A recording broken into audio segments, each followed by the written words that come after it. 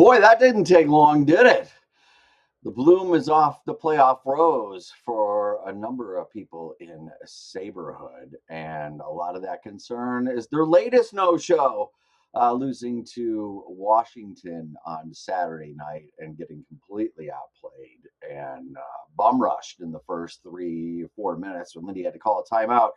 And Alex Lyon, the old dependable goaltender on the road, had to be pulled after a couple goals for Colton Ellis to come in. So another throwaway game in a situation where you can throw it away, and they have not looked right in the past 2 weeks or so. Well, the Islander win is nice, but they didn't play that well in that game to come back and win it. But another in a series of no-shows against desperate opponents. Detroit, Ottawa, Washington now is the latest example. And everything they've done right in this long, historic franchise streak, they haven't doing. I mean, they've looked terrible. That I get. I mean, I think people are overreacting a bit because let's not forget the last time they were in the playoffs was 15 years ago. So you can kind of enjoy this for a little bit. But the overpassing, it's the extra pass. And as I said in the last episode, that time and space is gone when you're playing a desperate team. And if it's not gone against a desperate team, it'll be gone in about 2 weeks in the playoffs. There's no room for that.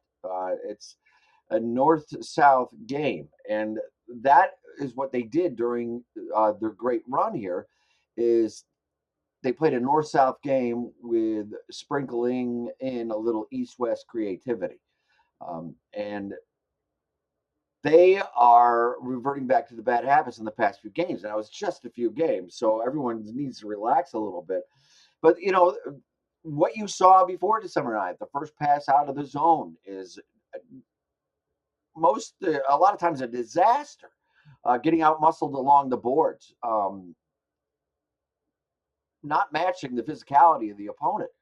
These are things we saw in the first 2 months of the year.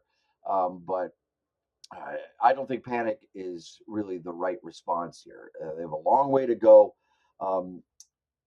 There are certain concerns, I guess I would say. Guys have gone invisible here. Tage Thompson, who now reports did not take part in the morning skate. Alex Tuck, Josh Doan. You can list a bunch of MIAs here, and the goaltending is subtly shaky here. When you could rely on Alex Lyon for an excellent road effort, let alone a road win. Now UPL is back up in the rotation as the number one. But look, these teams didn't systematically just figure out the Sabres.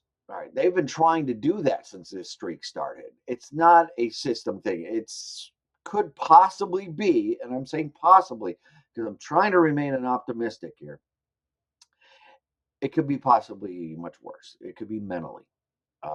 This team does looks checked out in these games. They don't look like they are ready to go from the beginning. I mean, your latest example is the latest game when they're down 2-0, 3.5 minutes in. This is something that you got to keep an eye on. This is why the Tampa game tonight is so huge on so many levels.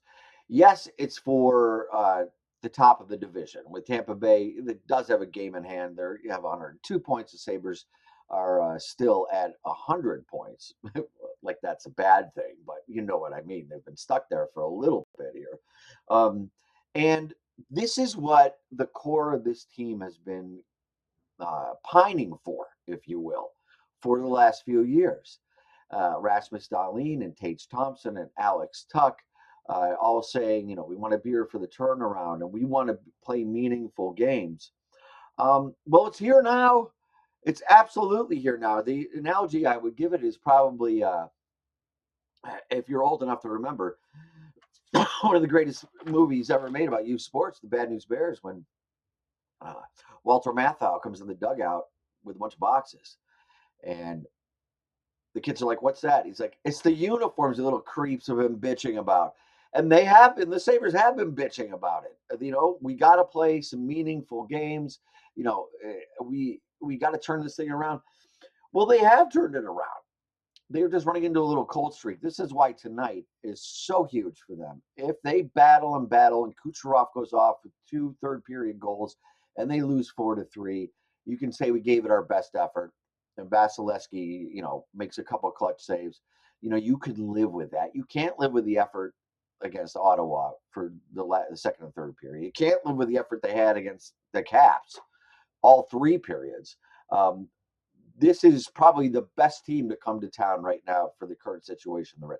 And look, nobody expected them to maintain this epic run they were on. I mean, the crash was going to come, and you want it before the playoffs. You don't want this on locker cleanout day when they lose in 5 games and no show in 4 of them, and only get serious in game 4 when they're down 3 games to none, and finally cobble together a decent playoff effort and then get blown out in game 5. Uh, we've seen this before around the league year after year when teams do this. Better to learn now. Now, I mean, teams have come into the playoffs cold before. Last year, you could look to with the Florida Panthers. They were cold as ice when they hit the playoffs. Now, they're coming off a Stanley Cup championship, so I'm sure Paul Maurice knew his team would be able to kick it into gear when it was time, and they did, and they won another cup. But I guarantee you, Paul Maurice wasn't happy with the way they played at the end of the season. But they have that championship playoff pedigree to fall back on and say, all right, guys, we know what to do. All right, let's get to our game. Sabres don't have that. They haven't been through it yet. And the only way you get through this is experience. So tonight is huge. I watched a lot of the Boston Tampa game on Saturday evening, and the Sabres better be ready because the the Lightning aren't kidding around here. Um, I think they can badass the entire league because Florida's out now, and Florida won't be in there. And Florida had, from the Barkov injury on, they made it 3 straight Stanley Cup Finals. There's only so much elasticity in a team, and it finally broke. So Florida will be back. There's no doubt about that. But I think Tampa thinks that we're the boss now, and the Sabres got to stand up to them. Like I said, no Tage in the morning skate. We're going to see about that. Interesting here with Lindy going with Luke Shen and Logan Stanley tonight as the third pair. So, you don't want him up out against Kucherov's line. Nick Paul I can handle, but he wants to be a little bit tougher in front of the net, which I agree with. But I think a lot of this has to do with what happened about a month ago on the 8-7 win, and all the fights and everything. But one guy you won't see on Tampa, and you could play the game of pick your agitator for the Lightning tonight.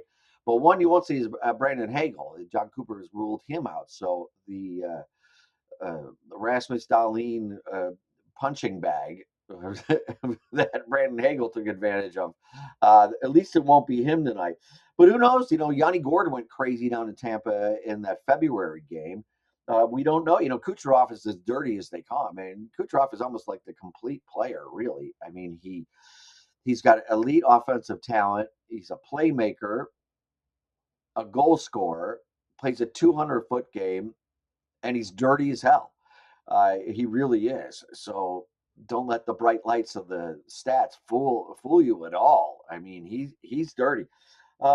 Radish could be the guy tonight. I think the instigator tonight. He just got back in the lineup. Is Emil Lilleberg, who got, let's see, he got a 2-game suspension for hitting JT Compher of the Red Wings late with a headshot, elbow right over the line. He basically tried to kill Tomas Hertl of the Knights by hitting him from behind as Hertl came in on a breakaway, was slowing down after the shot was off. That's some dirty hockey. And Lilleberg is one I'm going to be watching tonight, and one you should be watching as well, because this guy is mean, and he was out. They officially March 7th, so the day before the Sabres Lightning game a month ago. So he wasn't involved in that. So he's someone to keep an eye on. But really, what team's going to show up here? Yes, the Thompson not skating and participating in the morning skates concerning, but other than that, like, who is going to show up tonight? What kind of effort are they going to get tonight? Because this is the perfect team to come to town. There's no Tampa's not going to creep up on them like everybody else, so they're going to walk into a hostile atmosphere with a team that is completely desperate to uh, to win and get the 2 points and can't lose. I guarantee you that's what Washington said to each other before the game. Is boys, we fucking run out of runway. There's no other spot to go to here. We have to win. And they came out and played like it, and the Sabres didn't. So this is for the division, really, for a nice hold on the division. You got Montreal that is nipping at the Sabres' heels. But getting back to the point of everyone goes cold once in a while, I watched the Montreal game last night, and Jersey choked them off the ice for the 3-0 win. Jack Hughes took a couple nice shots. Brendan Dillon addressed that. We all remember him. Tage Thompson certainly does. But no one wins every game, and no one is hot forever here. When you want to get hot, you want to be in the playoffs. Maybe this cold streak comes at the right time for them to look at it now and make their adjustments now and play with a little bit more passion because they're going to need it tonight. I mean, this is the perfect team to come to town, and we'll see where the Sabres are at when this one is over tonight. Lot on the line. They have not played well. Tampa is the bully. They're at the top of the hill. They're a terrific team, obviously with elite goaltending and elite talent. So we'll see what happens tonight. Which Sabres team is going to show up?